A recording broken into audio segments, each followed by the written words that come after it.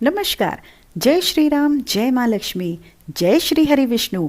वैसे तो हर अमावस्या तिथि का अपने आप में एक अलग ही महत्व होता है, लेकिन वैशाख मास की अमावस्या सबसे अधिक महत्वपूर्ण होती है, क्योंकि इस दिन पितरों के निमित्त सत्तू का दान अवश्य किया जाता है।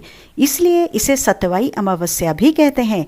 धार्मिक मान्यताओं के अनुसार अमावस्या के दिन पितरों के नाम से तर्पण, दान, पुण्य और व्रत किया जाता है। इस दिन पीपल के वृक्ष की पूजा करने से भी पितरों को शांति मिलती है, क्योंकि पीपल के वृक्ष में पितरों का वास माना जाता है। इसलिए इस दिन पीपल का वृक्ष लगाना भी बहुत शुभ और फलदायी होता है। इस बार अमावस्या की तिथि प्रारंभ होगी 7 मई मंगलवार की सुबह 11:04 से और तिथि समाप्त होगी 8 मई बुधवार की शाम सुबह 8:51 पर, यानी कि इस बार अमावस्या की तिथि 2 दिन तक रहेगी।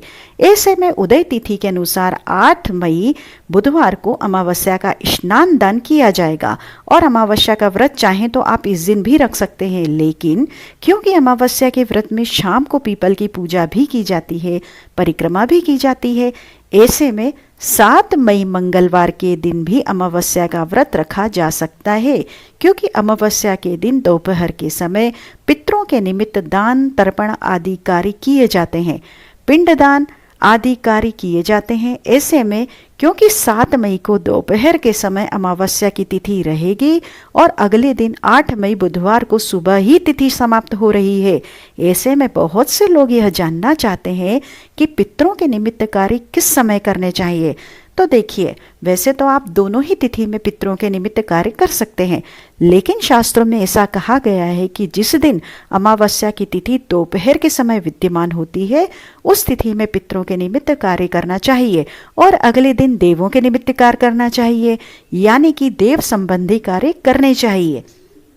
जैसे कि आप पवित्र जल में स्नान कर सकते हैं और सूर्यदेव को जल अर्पित कर सकते हैं। तो इसलिए 7 मई मंगलवार के दिन पितरों के निमित्त कार्य करना सही रहेगा। और ऐसे में आप 7 मई मंगलवार को सुबह अमावस्या की तिथि प्रारंभ होने के बाद, यानी कि 11:04 से लेकर दोपहर 2:02 के बीच अपने पितरों के निमित्त कार्य कर सकते हैं और शाम के समय पीपल की पूजा भी कर सकते हैं। पीपल की पूजा आप अगले दिन सुबह भी कर सकते हैं। पीपल की पूजा में सुबह सूर्योदय से पहले जल अर्पित नहीं किया जाता है। सुबह के समय सूर्योदय होने के बाद जल अर्पित करें और शाम के समय पीपल के जड़ में सरसों के तेल का एक दीपक जलाना चाहिए। अमावस्या के दिन परिवार में सुख समृद्धि की कामना से व्रत भी रखा जाता है। सुहागन महिलाएं या फिर महिलाएं इस व्रत को रखती हैं, तो ऐसे में 7 मई मंगलवार के दिन आप अमावस्या का व्रत रख सकते हैं। अमावस्या के व्रत में पीपल की और तुलसी की पूजा की जाती है और परिक्रमा की जाती है। अमावस्या के दिन यदि पितरों के नाम से दान किया जाए या इस दिन रखे गए उपवास का पुण्य अपने पितरों को समर्पित कर दिया जाए, तो पितरों को मोक्ष मिलता है, उन्हें शांति मिलती है। अमावस्या के दिन भूले से भी नाखून, बाल इत्यादि नहीं काटने चाहिए। तामसिक चीज़ों के सेवन से दूर रखना चाहिए। खास तौर पर जो व्रती हों, जिन्होंने उपवास रखा हो, उन्हें किसी दूसरे के घर का अन्न, फल या जल ग्रहण नहीं करना चाहिए।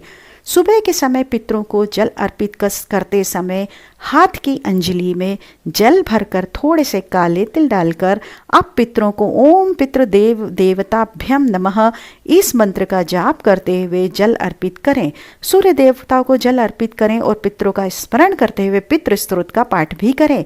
ऐसा करने से यदि घर में पितृदोष हो तो पितृदोष भी दूर होता है। श्री मार्कंडेय पुराण में महात्मा रुचि द्वारा की गई पितरों की स्तुति पितृ स्तोत्र कहलाता है।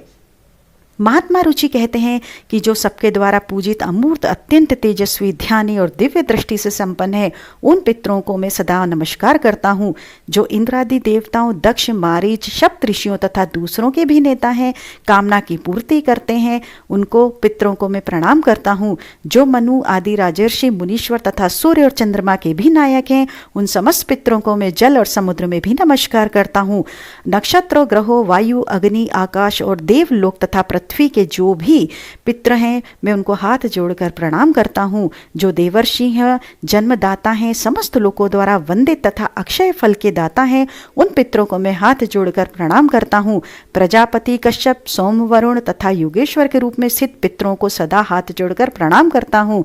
सातों लोकों में स्थित 7 पितृगणों को नमस्कार है। मैं योग दृष्टि संपन्न स्वभू ब्रह्मा जी को भी प्रणाम करता हूँ। चंद्रमा के आधार पर प्रतिष्ठित तथा योग मूर्तिधारी पितृगणों को भी मैं प्रणाम करता हूँ। साथ ही संपूर्ण जगत के पिता सोम को नमस्कार करता हूँ। अग्नि स्वरूप तथा पितरों को मैं प्रणाम करता हूँ, क्योंकि यह संपूर्ण जगत अग्नि और सोममय है। जो पितर तेज में स्थित हैं, जो यह चंद्रमा, सूर्य और अग्नि के रूप में दिखाई देते हैं और जगत स्वरूप को ब्रह्म स्वरूप हैं, उन संपूर्ण योगी पितरों को मैं एकाग्रचित्त होकर प्रणाम करता हूँ। उन्हें बारंबार नमस्कार है। वे स्वधा बोझी पितर मुझ पर प्रसन्न हो। हर अमावस्या तिथि पर इस स्तोत्र का पाठ अवश्य करना चाहिए। यह थी आज की वीडियो। अगर आपको अच्छी लगी हो तो लाइक करना मत भूलिए और चैनल को सब्सक्राइब कीजिए। धन्यवाद।